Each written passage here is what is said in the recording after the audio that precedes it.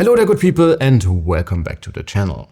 If you haven't been living under a rock that past week when it comes to tech and especially laptops, you might have heard that Nvidia finally took the reps of their long-rumored all-new notebook SoC during Computex 2026. And we have been able to get an early hands-on session, so we have seen some real-world demos, agentic AI workflows, seen some new versions of Premiere and Photoshop, and yes, we even played a couple of games. And I actually wanted to get this video done a lot earlier, but when I started with this script initially, well, I wasn't quite so sure what to think about the new platform. Since if you really think about it, in a nutshell, it's not like we haven't had premium, good-looking laptops before that combine a ton of performance in sleek and portable chassis, similar to something like my trusty ProArt P16 right here. But, and that's a big but, pure tech specs alone aren't everything, and what really makes a difference in the end is the experience. And with the new family of RTX Spark powered laptops and desktop PCs running Windows-on-Arm and Nvidia being laser focused on delivering a seamless day one experience with whatever you want to do with these new notebooks, well, they might just be able to pull it off. For a price, since these puppies will not come cheap, but that might actually be okay. Let me explain. But let's start at the beginning for now, and as I just mentioned, Nvidia RTX Spark will stand for a completely new family of products. And within that new family, you will most likely see different SKUs of SoCs, with the first one being the N1X, powering all the new devices we have seen during Computex last week.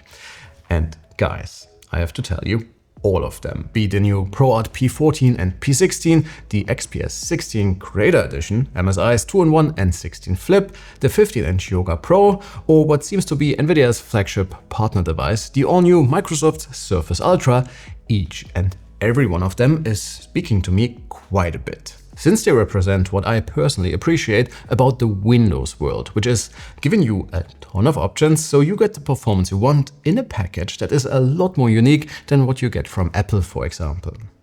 While we do not have too much technical information at this point, what we know is that the new chip comes with 20 ARM CPU cores, courtesy of MediaTek, and combines it with a custom Blackwell GPU that will deliver roughly 5070 performance.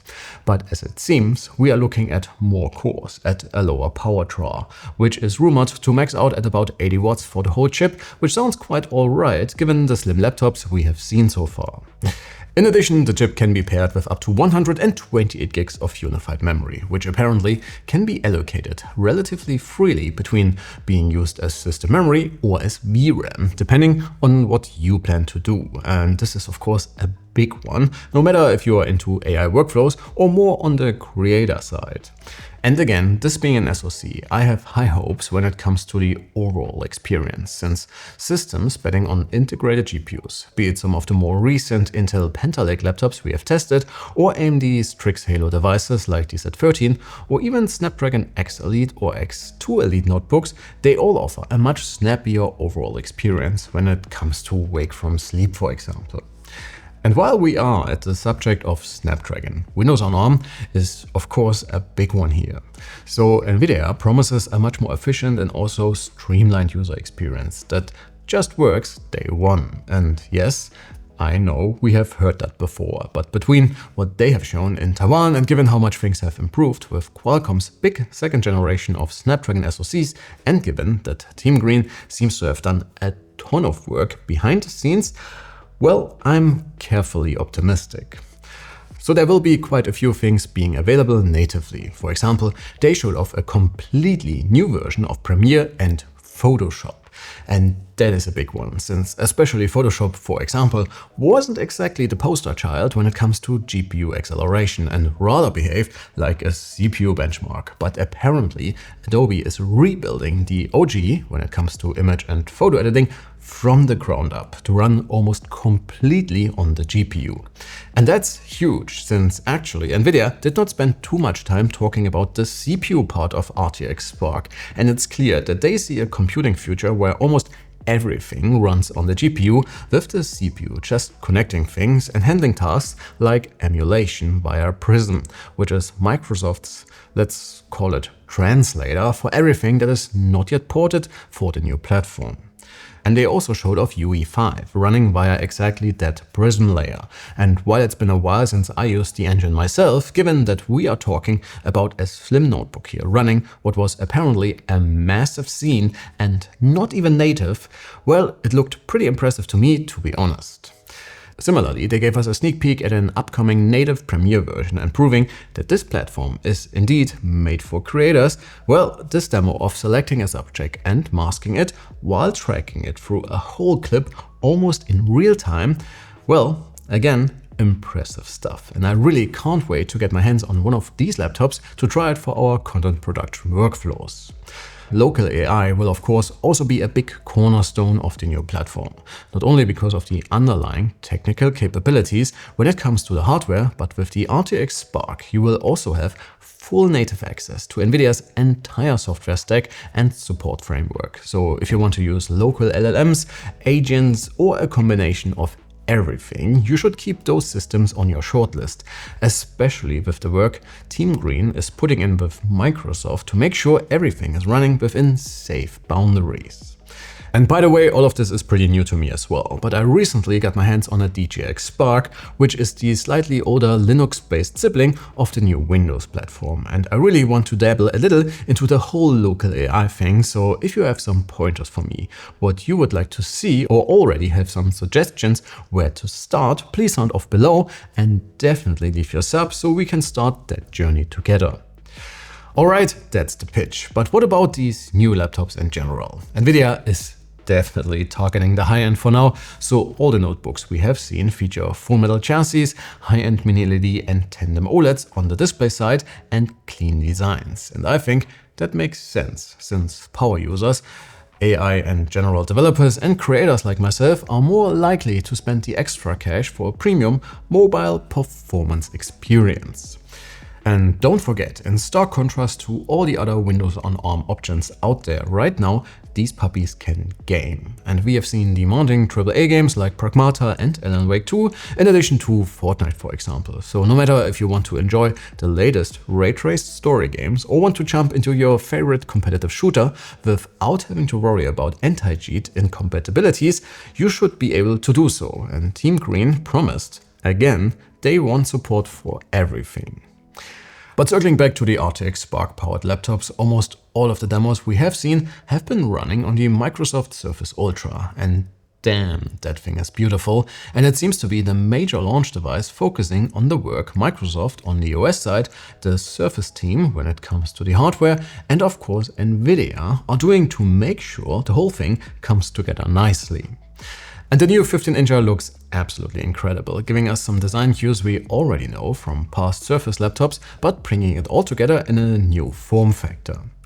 ASUS is of course on board as well, and they are so far the only ones offering a 14-inch, with apparently no sacrifices when it comes to performance. And while the 16-inch will feature the same display I got to feast my eyes on every day with last year's ProArt P16, the smaller variant will also bet on a new tandem OLED with similar brightness levels.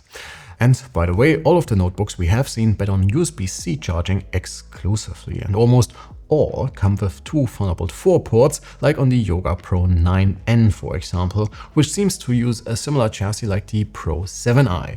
And stay tuned, we will have a review for this one coming soon. Whereas the MSI N16 is the only two-in-one, similar to the company's Prestige 16, which has spent some time with recently.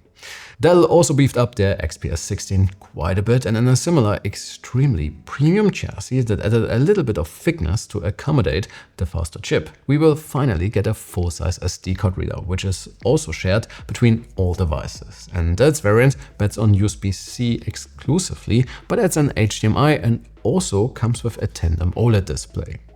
Apparently, other companies like HP and Gigabyte, for example, have their RTX Spark laptops in the works as well, and I'm very excited for what we will see later in 2026. It seems like we will be very busy reviewing a ton of notebooks. And I think only around that time we will properly be able to tell if Nvidia is able to make good on their promises and if we will get a seamless Windows-on-Arm experience with the creator and gaming performance we are used to see on Nvidia-powered notebooks already, combined with a hopefully much improved unplugged experience. For me, that would mean 10+ hours of battery life for lighter tasks, maybe something like 5 to 6 hours for mixed heavier usage, let's say like editing a video maybe, and of course the same overall performance figures when being away from the wall. I'm also quite curious how easy and seamless those agentic AI workflows are going to be, since for them to become mainstream, setting them up and using them also needs to be relatively straightforward.